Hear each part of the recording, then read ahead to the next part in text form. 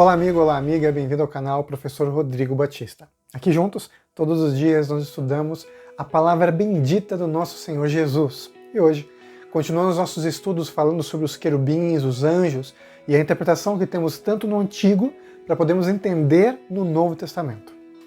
Hoje, nós vamos falar sobre Lúcifer, a queda de Lúcifer, o querubim da guarda ungido. Isso mesmo, ele era um querubim especial criado por Deus, talvez o primeiro ser formado por Deus, perfeito em todos os caminhos, em todos os sentidos. Ele, inclusive, foi uma criatura que tinha sua residência no Éden. A palavra de Deus nos diz, no livro de Ezequiel, que ele estava no Éden, jardim de Deus, e das pedras preciosas ele se cobria. Então, uma descrição incrível, fantástica, desse ser tão poderoso e especial, que estava ali juntinho na presença de Deus. Mas, infelizmente, ele tomou uma outra opção, outra atitude na vida dele e decidiu seguir um caminho contrário. Deus é a fonte da vida. Se afastar de Deus, leva à morte. E é isso que aconteceu com ele. Ele se afastou do trono de Deus, ele perdeu o brilho da glória de Deus, do qual ele era coberto. E, infelizmente, ele levou muitos com ele também. Afinal de contas, ele era muito inteligente, muito esperto, deveria ter muitos atributos também que nós não conhecemos, e aí conseguiu levar com ele a terça parte dos anjos do céu. Vamos deixar que a palavra de Deus nos fale um pouquinho mais especificamente sobre ele e também sobre sua queda. Aí nós podemos entender os significados proféticos no livro do Apocalipse, que é o que nós estamos estudando. Então convido você nesse momento a pegar a sua Bíblia, assim como eu aqui em mãos, e nós vamos ler o livro de Ezequiel no capítulo 28. Ezequiel, capítulo 28, deixa eu encontrar aqui com você. Ezequiel 28, versos 11 a 17. Ezequiel 28, versos 11 a 17. Diz assim a palavra de Deus. Veio a mim a palavra do Senhor dizendo: Filho do homem, levanta uma lamentação contra o rei de Tiro, e diz-lhe: Assim diz o Senhor Deus, tu és o sinete da perfeição, cheio de sabedoria e formosura. Deixa eu deixar claro para você aqui que esse texto ele é específico para o rei de Tiro, uma cidade muito importante, uma cidade fenícia, que estava ali do lado do povo de Israel, mas que seria destruída e punida pela arrogância e pelos seus pecados quando o rei Nabucodonosor viesse então e destruísse. Só que a arrogância desse rei específico que vivia naquele tempo era tão grande que ele era parecido com o inimigo de Deus. E dentro da profecia, falando sobre Tiro, daí vem o capítulo 28 inteiro, nós temos uma descrição que não se encaixa no ser humano. Não é algo simplesmente poético, como alguns podem colocar, mas é algo específico. Aí nós conseguimos entender um pouquinho mais sobre o inimigo de Deus. Vamos lá então? A partir do verso 12, nos fala então que ele era o sinete da perfeição, cheio de sabedoria e formosura. A palavra de Deus nos diz que o temor do Senhor é o princípio da sabedoria. Então ele era alguém que temia a Deus, servia a Deus, amava a Deus. Estavas no Éden, jardim de Deus. De todas as pedras preciosas te cobrias. Aí tem uma descrição de várias pedras. O sárdio, o topázio, o diamante, o berilo, o ônix, o jaspe, a safira, o carbúnculo e a esmeralda. De ouro se te fizeram os engastes e os ornamentos. No dia em que foste criado, foram eles preparados. Algumas pessoas dizem que a tradução desses ornamentos ou engastes também podem parecer como instrumentos musicais, o que remete também a ele ser o regente do coro celestial, como muitas pessoas interpretam uma das funções que ele tinha no céu. Afinal de contas, ele era um querubim. E os querubins, dentro da palavra de Deus, são seres tão especiais que estão sempre diante de Deus e estão louvando ao Senhor. Só que o diferencial dele é que ele era um querubim da guarda ungido. Ele era alguém que tinha a luz de Deus, né? Ele guardava essa luz, ele estava diante dessa luz. Ele é descrito de uma forma diferenciada dos outros querubins.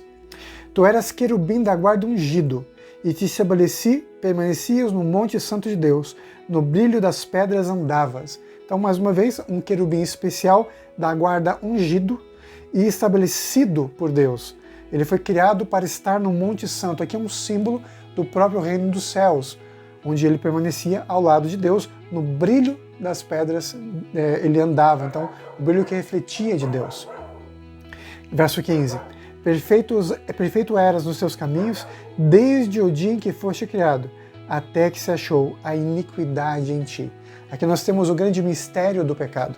Nós não sabemos como alguém tão especial, tão perfeito em todos os seus caminhos, alguém que foi criado por Deus, alguém que servia a Deus, alguém que era sábio, que amava a Deus, por alguma razão, algum motivo que nós não conhecemos, acabou se perdendo, provavelmente por causa da arrogância, provavelmente porque ele olhou para si mesmo, desviou o olhar do brilho da glória de Deus e começou a olhar para o brilho que ele tinha, achando que o brilho era dele próprio. Na verdade, nós não sabemos isso, a Bíblia chama de um mistério da iniquidade. Se nós descobríssemos talvez o porquê desse pecado dele, nós talvez dessemos a ele uma justificativa. E o pecado não tem justificativa, é uma escolha. Isso prova mais uma vez a questão do livre-arbítrio.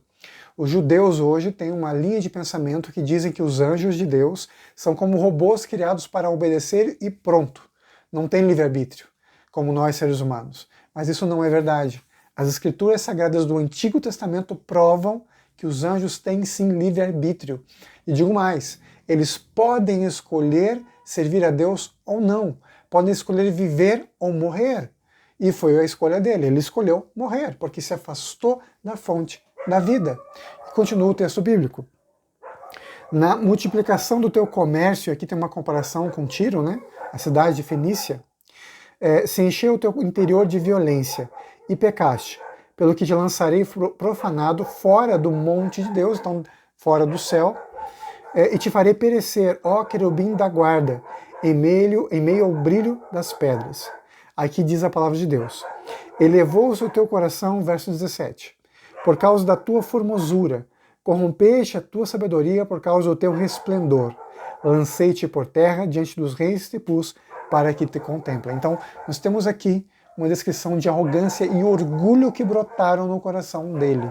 Apocalipse capítulo 14, versos 1 ao 12, nós temos o grande conflito, o final do grande conflito, onde a palavra de Deus aparece e em sequência temos a volta de Jesus no texto bíblico, onde fala que Jesus vem então para recolher os seus filhos. Nós temos aqui a mensagem ao mundo, caiu a grande Babilônia e seguiu-se um outro dizendo que quem adora a besta, aquele que segue o inimigo de Deus, será destruído. Quem é esse inimigo? O anjo que um dia esteve na presença de Deus e que escolheu a morte. Os outros anjos querubins permanecem fiéis e firmes ao lado do trono do nosso Senhor.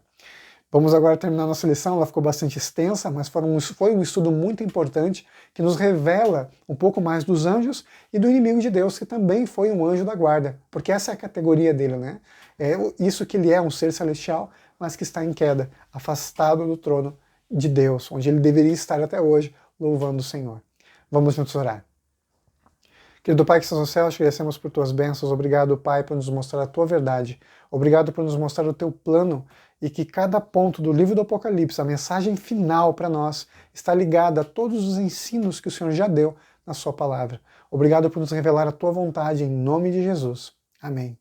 E nunca se esqueça, meu amigo e minha amiga, nessa vida é você e Deus. Te vejo amanhã para a gente concluir, então, essa lição especial, falando especialmente dos anjos, né, dentro do grande conflito, dentro das imagens proféticas da palavra de Deus. Fique com Deus, fique em paz e te vejo amanhã. Tchau, tchau.